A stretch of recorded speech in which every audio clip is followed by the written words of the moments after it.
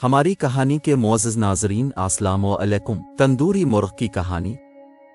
ہندوستان میں تندور کی موجودگی 3000 سال قبل مسیح سے پائی جاتی ہے۔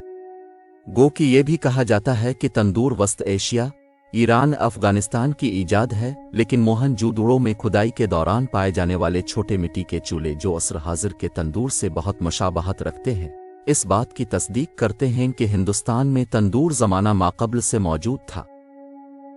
فارسی کی ایک لخت میں تندور کو 6000 سال قبل کی دریافت بتایا گیا ہے۔ المختصر تندور کسی ایک ملک کی ملکیت نہیں بلکہ کئی ممالک کی تاریخ کا حصہ ہے اور دنیا کے ہر حصے میں کسی نہ کسی شکل میں پایا جاتا ہے۔ کشمیر کے روایتی وازوان کی بات کہا۔ تندور میں کھانا پکانا ایک اچھوتا تجربہ ہے۔ تندور میں پکی روٹیوں اور کباب کا اپنا الگ ہی مزہ ہے۔ پہل تندور صرف روٹی بنانے کے کام میں لایا جاتا تھا، لیکن آہستہ آہستہ تندور کا کام بڑھتا گیا اور وہ مزیدار گوشت، مرغ و مچھلی کے کبابوں کے علاوہ سبزیوں کو مختلف طریقوں سے بنانے کے کام آنے لگا۔ دھوئیں کی ہلکی ہلکی مہک ان کھانوں کی جان ہے۔ ان میں پکائے کھانوں کی اوپری سطح سرخ اور کراری ہوتی ہے، لیکن اندرونی حصہ خوب نرم اور ملائم ہوتا ہے۔ اس کے علاوہ ان پر لگے مصالحوں کی ہلکی مہک اشتہا انگیز ہوتی ہے۔ کہتے ہیں کہ مغل بادشاہ جہانگیر اپنا تندور ساتھ لے کر چلتا تھا، یعنی اس زمانے میں بھی پورٹیبل تندور موجود تھے۔ مغل بادشاہوں کے شکار کردہ جانور زمین دوز تندور میں پکائے جاتے تھے۔ وقت کے زمین دوز تندور بمشکل راجستھان کے گاؤں میں اتفاقنہ نظر آ جاتے ہیں، ورنہ مٹی کے بنے تندور اب ہر جگہ مروج ہیں، جبکہ عصر حاضر میں جدید قسم کے بجلی اور گیس کے تندور بھی کافی مقبول ہیں۔ ہندوستان میں دلی سلطنت کے عہد حکومت میں امیر خسرو تندور میں بنی روٹی نان تندوری کا ذکر کرتے ہیں، جبکہ آئین اکبری میں بھی تندور کا ذکر ملتا ہے۔ ہماری کہانی کے معزز ناظرین، 16ویں صدی کے وسط میں گرو نانک نے سکھ مذہب کی بنیاد رکھی اور نسل و ذات پات کے امتیازات کو مٹانے کے لیے سانجھا چولہے یعنی مشترک چولہے کو فروغ دیا۔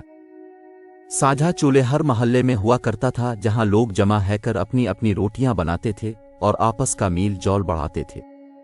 دراصل سانجھا چولہے اتحاد کا پیغام تھا۔ انگریز تندوری کھانوں کے شوقین نہیں تھے، لیکن ہندوستان کی آزادی کے بعد پنجاب سے آنے والے پناہ گزینوں نے دلی کو ایک نیا تحفہ تندوری کھانا دیا جو دنیا بھر میں اپنی شہرت رکھتا ہے۔ پشاور سے آنے والے کندن لال گجرال نے دلی کے دریا گنج علاقے میں موتی محل نام کا ریستوراں شروع کیا، جہاں صرف اور صرف تندوری کھانا بنایا جاتا تھا اور تندوری مرغ انہی کا خاصہ تھا۔ ان کے پوتے نے ایک ملاقات کے دوران تندوری مرغ کی ابتدا کا دلچسپ قصہ بیان کیا۔ تقسیم ہند سے قبل کندن لال پشاور کے ایک چھوٹے سے ریستوراں میں بطور باورچی کام کیا کرتے تھے۔ ایک دن مالک کی فرمائش پر ایک نئے قسم کا مرغ تیار کیا جو ہلکے مصالحوں کے ساتھ اور بغیر روغن کے تندور میں سینکا گیا، جو بے حد لذیذ تھا، اور یہ خان تندوری مرغ کے نام سے ریستوراں کے کھانوں کی فہرست میں شامل ہو گیا۔ تقسیم ہند کے بعد کندن لال اہل و عیال کے ساتھ دلی آ گئے اور کچھ دن پناہ گزین کیمپ میں گزارنے کے بعد دریا گنج علاقے میں انہوں نے ایک چھوٹی سی جگہ حاصل کرنے میں کامیاب ہوئے، جہاں انہوں نے موتی محل نامی ریستوراں کھولا اور اس طرح دلی میں تندوری کھانوں کی بنیاد پڑی۔ چند ہی روز میں موتی محل کے تندوری مرغ نے وہ شہرت حاصل کی کہ ہر خواص و عام موتی محل کا شیدائی ہو گیا۔ جواہر لال نہرو، شاستری جی، اندرا گاندھی، راجیو گاندھی، الغرض سیاسی میدان کا کوئی ایسا فرد ہوگا جس نے موتی محل کا رخ نہ کیا ہو۔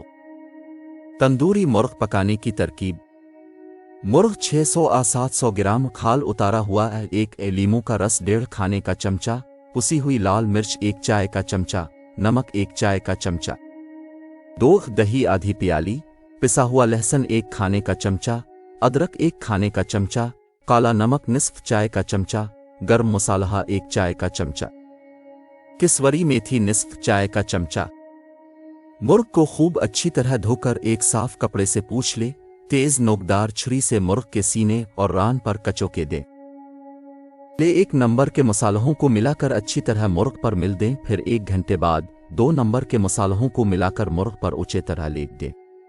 مرغ کو ان مصالحوں میں 3 گھنٹے تک پڑا رہنے دیں تاکہ مصالحے ان میں بخوبی جذب ہو جائیں۔ اب مرغ کو لمبی سیخ میں لگائیں اور 5 سے 6 منٹ تک تندور میں سیکیں۔ तंदूर बहुत गर्म ना बहुत ठंडा हो, आंच दरमियानी होनी चाहिए। नुकते हुए मुर्ग पर तेल लगाते जाएं वरना मुर्ग खुश्क रह जाएगा। मुर्ग तैयार है तो सर्दी में लजीज तंदूरी मुर्ग के मज़े लें। सलम हुसैन खाना पकाने की शौकीन, माहिर तब्बाख और खानों की तारीख नवीस हैं। उनकी फ़ारसी ज़बानदानी ने अहद वस्ती के मुग़ल खानों की तारीख के असरार और रमूज़ उन पर खोले। उन्होंने कई किताबें भी लिखी हैं और बड़े होटलों के साथ फूड कंसल्टेंट के तौर पर भी काम करती हैं। सलम हुसैन हमारे लिए मज़ामीन की एक सीरीज़ लिख रही हैं। नाज़रीन, अगर हमारी कहानी पसंद आई है तो प्लीज़ हमारे चैनल को सब्सक्राइब ज़रूर करें ताकि ऐसी सच्ची कहानियों के साथ दोबारा आपके खिदमत में हाजिर रहूँगा।